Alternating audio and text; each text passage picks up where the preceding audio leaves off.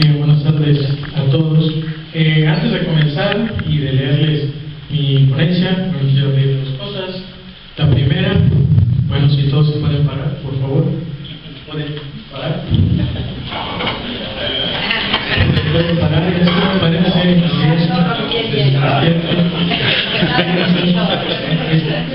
subir y dar para hablar toda la tarde, y cada uno de los ponentes aquí son maravillosos, y también cada tema, bueno, nos llevaría toda la tarde, ¿no? La segunda cosa que les quiero pedir es que si alguien tiene un celular, ¿todos traen celular? ¿Pueden sacar su celular? ¿Todos traen? No podemos. ¿Ahí traen? No me pena, nosotros vamos a quitar nada más. Pero una pregunta, ¿por qué es esto va relacionado con el tema, ¿no? Bueno, pues ya se pueden sentar. Gracias.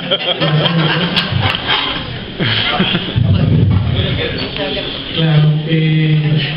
Ahora ya les puedo comentar este asunto que me llama mucho la atención y que tiene que ver con mi ponencia de fondo, la cual se titula El Homo hipertecnologizado en la época digital, lectura en clave subiriana. Hay que hacer una acotación. Este trabajo es un abstract, un resumen, puntos muy claves de lo que trabajé en la tesis de maestría, y en el cual obviamente se despliegan más temas, más puntos que, bueno, por cuestiones que así lo requiere el Congreso, pues no las tomaré, ¿no? Pero si quieren, con mucho gusto allá afuera nos tomamos un café o más al rato y las platicamos, ¿no? Comienzo. A raíz de la explosión de la tecnociencia, la sociedad actual se desenvuelve de maneras diferentes. La forma de adquirir la información, de apropiarse del conocimiento, así como de las relaciones sociales, han cambiado.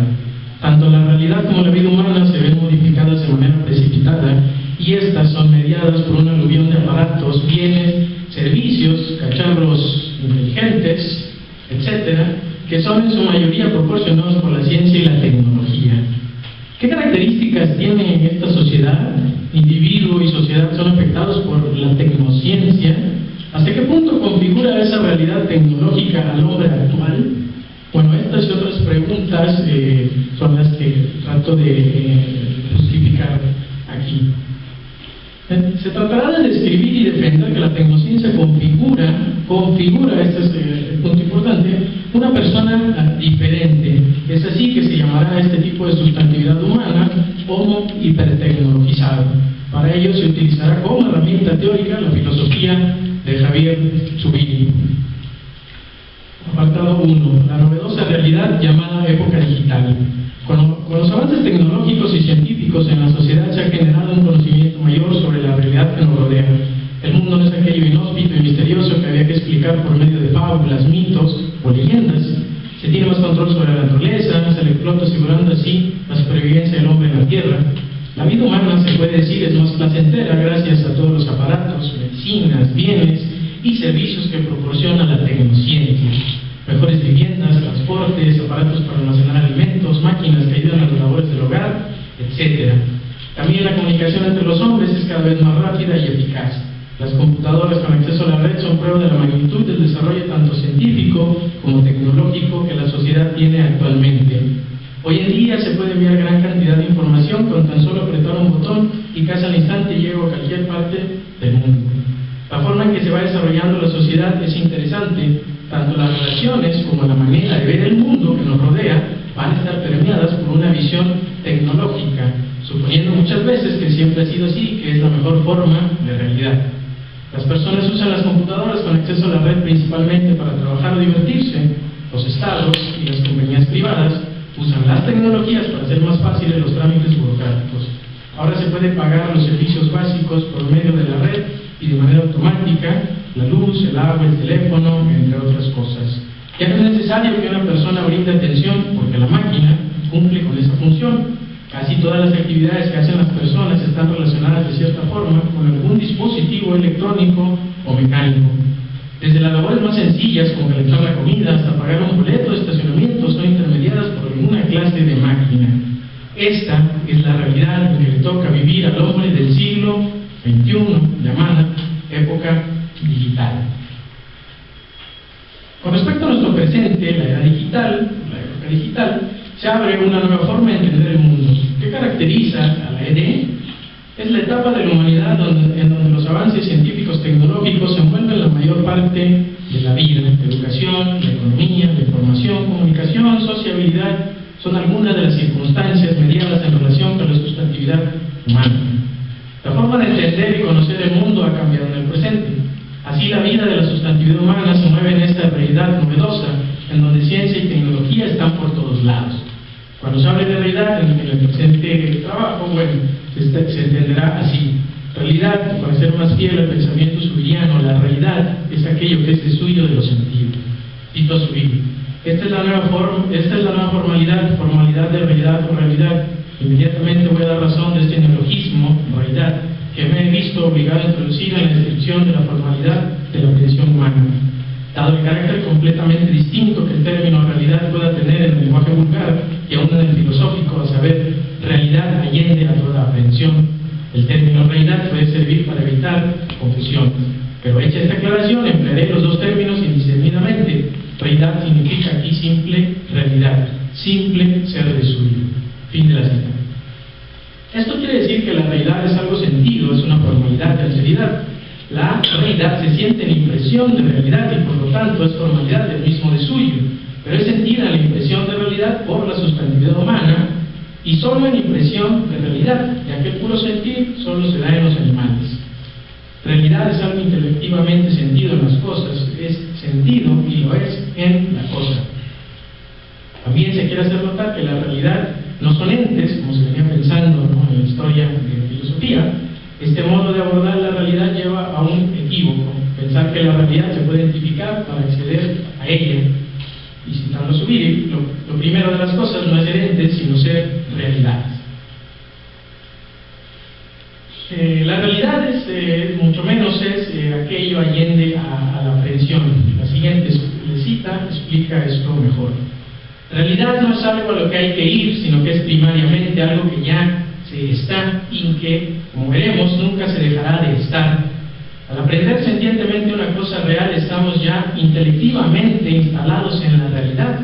Inteligir es estar aprehensivamente en la realidad, en lo que las cosas son de suyo. Esta instalación tiene un doble carácter: inteligir una cosa real, quedamos instalados en ella, pero esta es un primer aspecto muy fugaz en el fondo. Inmediatamente sobreviene otra cosa real, el inteligirla quedamos en otra cosa. Según este primer carácter, instalación es estar instalado en una cosa real, pero esto no se agota todo el carácter de la instalación, porque como vivimos, la impresión de realidad en que inteligimos cada cosa real es idénticamente y numéricamente la misma en todas las aprehensiones. La realidad verifica cuando adviene a lo real, el contenido de cada cosa real queda así inscrito, por así decirlo, en la misma impresión de realidad que nos dio la cosa real anterior. Es decir, como ya vimos en el capítulo 4, la impresión de realidad es trascendentalmente abierta, lo cual significa que al inteligir una cosa real, aquello en que estamos instalados, no solamente esta cosa real, sino que es también la pura y simple realidad. La cosa real tiene así dos funciones: una, la de ser algo real, y otra, la de ser pura y simple realidad. Fin de la cita. Aunado a esto, el hombre que está en la realidad cuenta con una facultad que lo ayuda a orientarse. Esta facultad se llama inteligencia sentiente. ¿Qué es la inteligencia sentiente? La inteligencia sentiente consiste en que el inteligir mismo no es sino un momento de la impresión, el momento de la formalidad de su alteridad. Sentir es algo real, es formalmente estar sintiendo intelectivamente. La intelección no es intelección de lo sensible, sino que es intelección en el sentir mismo. Entonces, claro está, el sentir es inteligir, es sentir intelectivo. Esta siente la realidad e impresión de realidad. La impresión de realidad es aquella que se capta la realidad de dos formas. Una primero por los sentidos, es el sentir, la pura aprehensión sensible, mientras que la realidad es la nota en propio, lo que es. Entonces el hombre, a través de su inteligencia sentiente, puede captar la realidad como formalidad, como de suyo, como lo que es. Aquí se rompe radicalmente el dualismo metafísico sujeto-objeto, dando pie a una nueva forma de entender la realidad y la inteligencia. Se parte de la realidad para poder analizar a la sustantividad humana.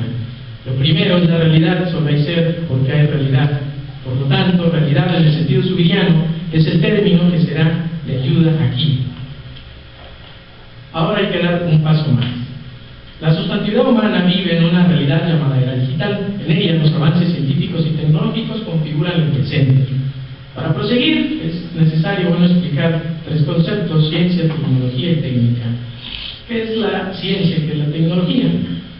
Se define ciencia como conocimiento exacto de las cosas por sus principios y causas, también como cuerpos de doctrina ordenado y formado metódicamente que constituye un ramo del saber humano. La tecnología se define tiene por objeto la aplicación de los nuevos conocimientos obtenidos por la ciencia al mejoramiento cualitativo y cuantitativo de la producción. Esto es en cuanto a su definición académica, pero ¿qué importancia tiene meditar sobre la diferencia entre estas palabras? Actualmente se vive en un mundo moldeado por la ciencia y la tecnología.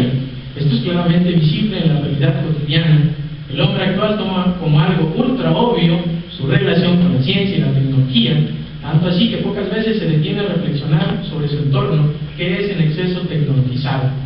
En ese sentido, José Ortega y Gasset señala algo parecido, pero en relación con la técnica y la dicotomía con el hombre. Cito Ortega: como al abrir los ojos a la existencia se encuentra el hombre rodeado de una cantidad fabulosa de objetos y procedimientos creados por la técnica, que forman un primer paisaje artificial tan tupido que oculta la naturaleza primaria tras él. Tenderá a creer que, como esta, todo aquello está ahí por sí mismo, que el automóvil y la aspirina no son cosas que hay que fabricar, sino cosas como la piedra o la planta, que son dadas al hombre sin previo esfuerzo de éste. Es decir, que puede llegar a perder la conciencia de la técnica. Fin de la cita. La importancia de aclarar los términos ciencia, tecnología y técnica es significativa, ya que se pueden confundir. La ciencia indaga sobre el mundo que le rodea de manera ordenada y meticulosa. Por esta razón obtiene resultados concisos. Esto es, la ciencia, al indagar sobre el mundo, busca un resultado, el conocimiento científico. El hombre que hace este tipo de disciplina, bueno, es el científico. En la técnica hay más una necesidad de transformar la realidad, aunque se puede objetar que los animales también transforman la realidad, pero aquí hay que diferenciar que solamente el hombre puede hacerlo de manera racional, velando siempre por su interés y movido por su voluntad. El resultado de esa técnica es un bien o un servicio. La tecnología es la unión de la técnica con la ciencia, proceso por el cual se obtiene un resultado más efectivo, por lo que resulta más novedosa, llamativa e interesante para las personas, tanto por su forma de transformar la realidad como por los bienes o servicios que se derivan de ella. Sintetizando, podemos decir que la ciencia está asociada al deseo del hombre de conocer y comprender el mundo que lo rodea, mientras que la técnica y la tecnología se vinculan a la voluntad. Para terminar este apartado es conveniente enfatizar lo siguiente: la realidad es la misma en tanto que real, aunque actualmente el desarrollo y la presencia de la tecnociencia se manifiesta en casi todos los aspectos de la vida humana. Su importancia e injerencia casi vital en la vida de las personas repercute en muchos ámbitos. El hombre vive en ese mar tecnológico, lo que genera una relación inevitable con la tecnociencia. Tomando en consideración lo expuesto, se puede emitir el siguiente juicio: el hombre actual se encuentra por doquier con la tecnociencia. Por tanto, podríamos definir al hombre, cuando dice la propuesta, como un homo hipertecnologizado, si se me vale la expresión. El apartado 2. La configuración del homo hipertecnologizado. Aristóteles, San Agustín, Descartes, Hume, Comte, Heidegger, Martin Buber, abordan el tópico de la antropología filosófica, pero ninguno de esos filósofos esperaba que el hombre pudiera llegar a configurar el mundo del cual todos somos partícipes, el de la ciencia y la tecnología. El siglo XXI, el tiempo que nos toca vivir, pero sobre todo desde el cual filosofar. Si se acepta que a partir de la ciencia y la tecnología se configura un homo hipertecnologizado, se puede proseguir explicando por qué llamarlo así. El homo hipertecnologizado va a estar de un modo primordial en la realidad que se le presenta. Está entre las cosas del mundo, vive entre ellas, las siente, las capta como reales, y es por eso que se puede decir que está en la realidad, que es ahora llamada la época digital. Y tiene que tomar una postura ante ellas, se hace cargo ante la realidad que se le presenta, ejecutando acciones como agente actor y autor de ellas. Es como el hombre realiza su vida personal. Es así como el homo hipertecnologizado está implantado en la realidad de la era digital, donde las tecnologías son el diario vivir. El hombre hipertecnologizado está en la realidad y se enfrenta a ella como encargándose de aquella con la facultad con la que cuenta. La inteligencia se entiende. Por ese encargarse configura su suidad de un modo peculiar, ya que la realidad a la que se enfrenta es la tecnologizada, lo que gesta una suidad hipertecnologizada. Para aclarar el punto anterior, es menester entrar en otro tópico, el de la realidad. El hombre tiene la capacidad de forjar irrealidades, aunque parece que esto no tiene injerencia en la vida del hombre, lo más importante, sí es de analizar, ¿no? Se toma la irrealidad como la fantasía, como ficción, como inexistente y por tanto como tema que no tiene interés para la reflexión filosófica. Esto es una cosa muy errada, y citando a Zubiri, la ficción es posible como una construcción de cosas en el ámbito en que nos deja el momento de realidad físicamente real, cierto modo suelto o libre del contenido específico con que cada caso se nos presenta. Fin de la cita. Para Zubiri, las irrealidades que pueda forjar el hombre son parte importante de la realidad de la sustantividad humana, puesto que son un paso necesario para poder estar en la realidad. El hombre necesita, y así lo hace, la irrealidad para poder captar intelectivamente la realidad en que se encuentra. Se ha entendido que algo es irreal porque no existe, o algo es irreal porque carece de realidad. En ese sentido, la realidad es una carencia, una falta. Un unicornio, un elefante blanco, una sirena pueden ser ejemplos claros de ellos. También se entiende como algo irreal, esto lo que no es físico. Entonces, ¿qué es lo irreal? Bueno, para subir el tema, lo analiza, ¿no?, en el hombre, lo real y lo irreal, dice es dejar en franquía a la realidad en punto de su contenido, no se idealiza el carácter de lo real. Y realizar no es dejar de ser o de no ser, sino dejar en franquía a la realidad en punto a su contenido. Este es formalmente el proceso de la realización. Dice que la irrealidad se puede presentar al hombre en formas distintas, principalmente en tres, que son el espectro, la ficción y la idea. Pero bien, la irrealidad no es algo que se presente por sí sola, sino sobre una irrealización. Los tres tipos anteriores son irrealizaciones. Ninguna irrealidad reposa sobre sí misma, sino que es el resultado de un proceso de irrealización. En cambio, la realidad sí reposa sobre sí misma. Esta es la diferencia fundamental. Toda irrealización se apoya, pues, en una realidad. Solamente la realidad puede reposar sobre sí misma, la irrealidad no. La irrealidad no es tampoco algo que sea por sí solo, es un resultado de una irrealización que está apoyada en la realidad. ¿Pero por qué pasa esto? Porque es una necesidad del hombre, es decir, para poder estar en la realidad tiene que dar un rodeo e ir hacia una realidad, después hacerse cargo de la realidad en tanto que real. Esto es hacer su vida, configurarla. Cito una cita, ¿no? El hombre necesita forzosamente figurarse, es decir, forjar lo irreal, precisamente para poder estar en la realidad, no solamente para comprenderla, sino para estar físicamente en la realidad, apoyarse en ella para hacer su vida. Esta necesidad funcional hace que justamente lo irreal sea un intermediario, pero no entre las cosas y las ideas, sino justamente al revés, entre el puro estar en la realidad y las cosas concretas que están en la realidad. La tecnosciencia entonces configura al hombre. Una cita puede apoyar esto. De ahí que si el hombre tiene que apoyarse en estas cosas para poder hacer la figura de su ser, entonces el hombre, ante esas recurrencias, lo que tiene que hacer es figurarse como son las cosas. Justamente ahí está el momento de lo real, pero como quiera que sea el hombre, se figura. Y se figura en el sentido más medieval del vocablo. Se figura porque tiene necesidad justamente de figurarse como son las cosas para poder apoyar su vida sobre ellas. Pero además, no solamente tiene necesidad de figurarse como son las cosas, sino de figurarse en este sentido medieval. Se figura, es decir, se autoconfigura. Figurarse es algo inexorablemente para ir fluentemente a las cosas, apoyándonos en ellas para ser mi propio yo. Fin de la cita. Como se viene explicando, el hombre está rodeado por una aluvión de tecnociencia en todas sus variantes. Ello configura su vida misma. Cambiando un poco la frase de Ortega y Gasset, yo soy yo y mi circunstancia, y si no la salvo a ella, no me salvo, en el presente podría quedar así: yo soy yo hipertecnologizado y mi circunstancia tecnocientífica.